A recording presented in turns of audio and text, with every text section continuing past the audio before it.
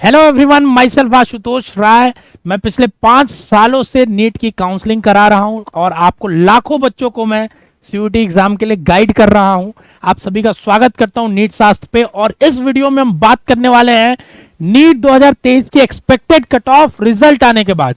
जैसा कि हमने आपको पहले भी बोला था कि रैंक वर्सेस मार्क्स के चंगुल में मत पड़िएगा, ठीक है ना। उससे क्या होता है कि आपको सपने हर साल दिखाए जाते हैं, क्योंकि कुछ तो कोचिंग वाले कराते हैं रैंक प्रिडिक्टर, जिसमें उनको डाटा मिल जाता है तो आप अगले साल के लिए वो उनको सेल्स कर पाते हैं।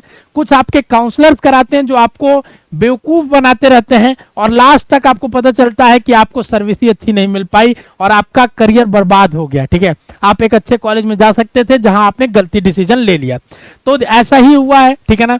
किसी का रैंक प्रिडिक्टर सही नहीं हुआ। हमने आपको एक वीडियो बना के बताया था, इट्स अ स्कैम। आप इसके चक्कर में मत पड़िए, ठीक है, क्योंकि रैंक वर्सेस मार्क्स का डाटा बनाना बिल्कुल भी पॉसिबल नहीं है कि किसी के पास भी वो हर साल हर बच्चों का डाटा है ही नहीं, ठीक है ना। क्योंकि ये हर साल के बच्चे बदल जाते हैं, उनकी स्कोरिंग बदल जाती है, तो उसके बेसिस पे प्रिडिक्ट करना ये नेक्स्ट टू इम्पॉसिबल है कि कितना रैंक होगा, ठीक है। बट हाँ, अगर आपके पास रैंक है तो रैंक के बेसिस पे काउंसलिंग होती है और रैंक के बेसिस पे आइडिया लगाया जा सकता है कि क्या कट ऑफ होने वाली है। ऑल इंडिया कोटे से मैं बात करने वाला हूं, चाहे कॉमन काउंसलिंग हो, चाहे आपकी पुरानी काउंसलिंग जैसे होती आ रही है वैसी हो। कट ऑफ का ट्रेंड सिमिलर होने वाला है। थोड़ा बहुत 500 रैंक का ऊपर नीचे फ्लक्चुएशन हो सकता है, ठीक है। हाँ, इसका फ्लक्चुएशन कॉमन काउंसलिंग हो या नॉर्मल काउंसलिंग होगी, ठीक है। इसका फ्लक्चुएशन आपको तब देखने को मिलेगा जब हर एक राउंड के कट ऑफ में दिखने को मिलेगा। इसीलिए डिटेल आपके सामने लेके मैं एक एक चीज आया हूं। देखिए, सबसे पहले हम 2022 का बात करेंगे हर एक राउंड के बारे में, फिर आपको बताते चलेंगे, ठीक है ना। देखिए, 2022 के अगर मैं राउंड 1 की बात करूं, ठीक है ना, तो 17,401 रैंक जनरल कैटेगरी का कट ऑफ रहा है, ठीक है ना। आप देख सकते हैं आपके सामने रैंक यहाँ पे लिखा हुआ है, ठीक है। एआईआर की मैं बात करूंगा यहाँ पे और आप भी इसी चीज की बात करिएगा। कैटेगरी रैंक की हम यहाँ पे बात करने नहीं वाले हैं, ठीक है ना। तो 17,401 रैंक पे राउंड 1 का रहा है, ठीक है। लेकिन अगर आप राउंड 2 का देखोगे तो 20,004 3,000 रैंक ड्रॉप होती है। राउंड 1 की हर साल कट ऑफ ज्यादा जाती है, क्यों, इसका रीजन समझाता हूं। जैसे होता क्या है कि राउंड 1 एक फ्री एग्जिट होता है, तो हर एक बच्चा राउंड 1 में पार्टिसिपेट कर लेता है, ठीक है। हर एक बच्चा, और क्योंकि उसमें कुछ ना पैसे का नुकसान होना है, ना आगे से आपको ब्लॉक किया जाएगा काउंसलिंग में किसी भी चीज के लिए, तो आप हर एक बच्चा करता है। अब जितने लोग पार्टिसिपेट करते हैं उसके बेसिस पे कट ऑफ आती है, अलॉटमेंट लिस्ट आती है, जिससे हम कट ऑफ निकाल पाते हैं कि ये अलॉटमेंट लिस्ट हमारे सामने आई और इसके बेसिस पे हमने एक कट ऑफ निकाला, ठीक है ना। अब ये अलॉटमेंट लिस्ट जब आती है, इसके बेसिस पे हम कट ऑफ निकालते हैं, ठीक है। अब इसके बाद क्या होता है कि बच्चे को ज्वाइन करेंगे, नहीं करेंगे ज्वाइन, तो वो सीटें सेकेंड राउंड में जाएगी और फिर से वो भरी जाएंगी। फिर सेकेंड राउंड का अलॉटमेंट लेटर आएगा, बच्चों का अलॉटमेंट लिस्ट आएगा, जिसके बेसिस पे हम सेकेंड राउंड का कट ऑफ बताएंगे, ठीक है। बट अभी ऑल इंडिया में मॉपअप स्टेज तक जाते जाते काफी अच्छा डिप देखने को मिलता है। जनरल कैटेगरी में देखिए मॉपअप में 22,000 रैंक, और अगर हम स्ट्रे में बात करेंगे तो 22,706 रैंक तक बात करेंगे, ठीक है। हम स्ट्रे कैटेगरी की ही कट ऑफ को लेकर फाइनलाइज करते हैं, क्योंकि एट द एंड तक इतने तक हर साल देखा जाता है कि स्ट्रे तक बच्चे चले ही जाते हैं, मतलब जो लोवेस्ट मार्क्स है वहां तक चला जाता है, ठीक है ना। वो रैंक तो आपको मिल ही जाता है, ठीक है।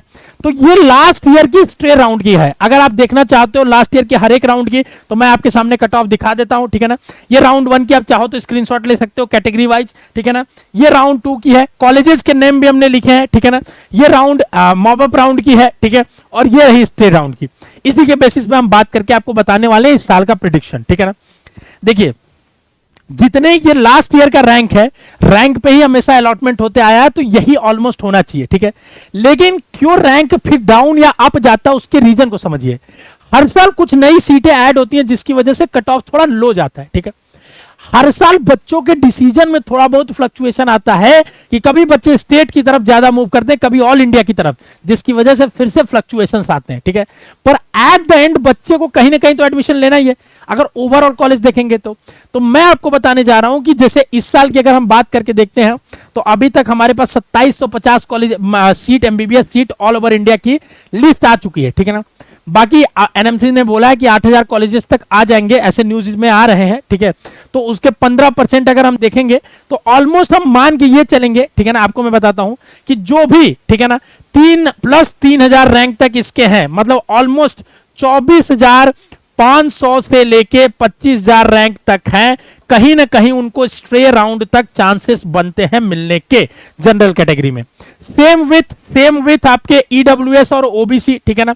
ईडब्ल्यूएस और ओबीसी थोड़ा सा 500 नंबर ज्यादा, ईडब्ल्यूएस ओबीसी मान लीजिए, जैसे इसका 25,000 से 25,500 आप मान लीजिए, ठीक है ना, 25,000 से, ठीक है। उसके बाद एससी एसटी का आप बहुत ज्यादा फ्लक्चुएशन होगा, 1,25,000 तक मान सकते हैं और 1 लाख इसका 60,000 तक आप मान सकते हैं, ठीक है।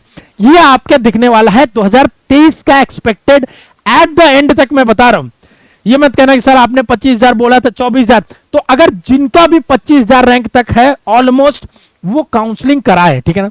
24,000 तक अगर आप रैंक रेंज में है, ठीक है ना, अगर आप 24,000 रैंक तक हैं तो आप अपने आप को सेफ जोन में मान सकते हैं। आपके लिए बहुत इंपॉर्टेंट हो जाने वाला है मॉप अप और स्ट्रे की काउंसलिंग, ठीक है ना। आप बहुत एकदम, अगर आप सेम काउंसलिंग प्रोसेस चलती है तो, ठीक है ना, नहीं भी चलेगी तो कई राउंड्स में होगी तो मॉप अप स्ट्रे तो होना ही है, ठीक है। तो आपके लिए बेस्ट हो जाने वाला है ये, और उस समय आपके कॉलेजेस के सिलेक्शन बहुत मायने रखते हैं, क्योंकि हो सकता है आप मॉप अप तक जा ही ना पाओ अगर गलती करो तो। अगर आप यूपी से आते हो, राजस्थान से आते हो, अगर आप यूपी से आते हो, राजस्थान से आते हो, ठीक है ना, या बिहार से आते हो, ये 3 स्टेट के मेजर बच्चे हमें से क्वेरी करते हैं। इन सभी बच्चों को अपने ऑप्शंस को एआईक्यू का जरूर एक बार ऑप्शंस को देखना चाहिए कि हमें एआईक्यू में कौन सा कॉलेज मिल रहा है, ठीक है ना। क्योंकि राजस्थान के जिस बच्चे को अगर स्टेट में नहीं मिल रहा है तो उसको एआईक्यू में मिलेगा, ठीक है। जैसे अगर 20,000 रैंक पे कोई राजस्थान का बच्चा है तो उसको स्टेट में नहीं मिल रहा है, ठीक है, तो उसको एआईक्यू से ही लेना पड़ेगा।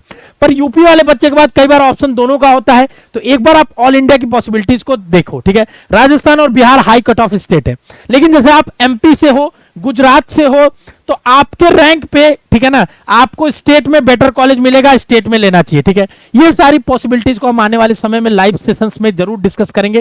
चैनल को सब्सक्राइब करके रखिए, आपके लिए बहुत अच्छी अच्छी चीजें आने वाली है, जिसमें हम बेहतरीन एकदम एक एक कॉलेजेस के प्रोफाइल्स पे बात करेंगे।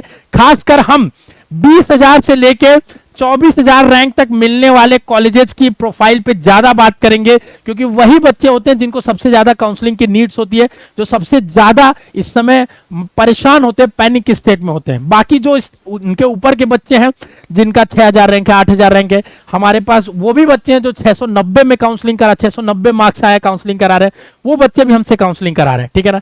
ऐसा नहीं कि उनको पता नहीं है कि कौन सा कॉलेज मिलेगा या नहीं, इसलिए वो करा रहे हैं कि काउंसलिंग प्रोसेसेस में कहीं उनसे गलती ना हो जाए, तो एक एक्सपर्ट के गाइडेंस में करेंगे, समझ रहे। जब भी आप वर्कआउट, जैसे आप जिम जाते हो, वर्कआउट करते हो, आप खुद भी वर्कआउट कर सकते हो आज के जमाने में, लेकिन जब आप एक के सामने एक एक्सपर्ट होता है तो आपको ये चीज का पूरा श्योरिटी होता है कि मेरा सही तो होगा ही मेरे साथ, हम तो ऐसे भी सही कर सकते थे, लेकिन एक्सपर्ट के होने की वजह से गलती की चांसेस एकदम नहीं होगी अगर वो एक्सपर्ट सही है तो, ठीक है ना। तो हम आपको बताने जा रहे हैं, अगर आप 24,000 रैंक के अराउंड है, ठीक है ना, प्लस 500 ऊपर नीचे भी है तो कोई दिक्कत नहीं है, आप काउंसलिंग जरूर कराइए। लेकिन अगर आपका रैंक 25,000 से ज्यादा है तो देखिए आप काउंसलिंग करा सकते हैं, मैं आपको मना नहीं कर रहा हूं, बट आप अपनी तैयारी भी चालू कर दीजिए, ठीक है ना। आपको हो सकता हो फिर अगले बार 2 महीने बाद पता चले कॉलेज ना मिले तो आपको दुख होगा, क्योंकि अगर सीटें बढ़ती हैं तो 25,000 तक, 26,000 तक भी मिल सकता है। अब कितनी सीटें बढ़ेंगी ये तो सीट मैट्रिक्स आने पे ही पता चलेगा कि लास्ट ईयर की जितनी सीटें थी उससे कंपैरेटिवली इस साल कितनी बढ़ गई हैं, ठीक है।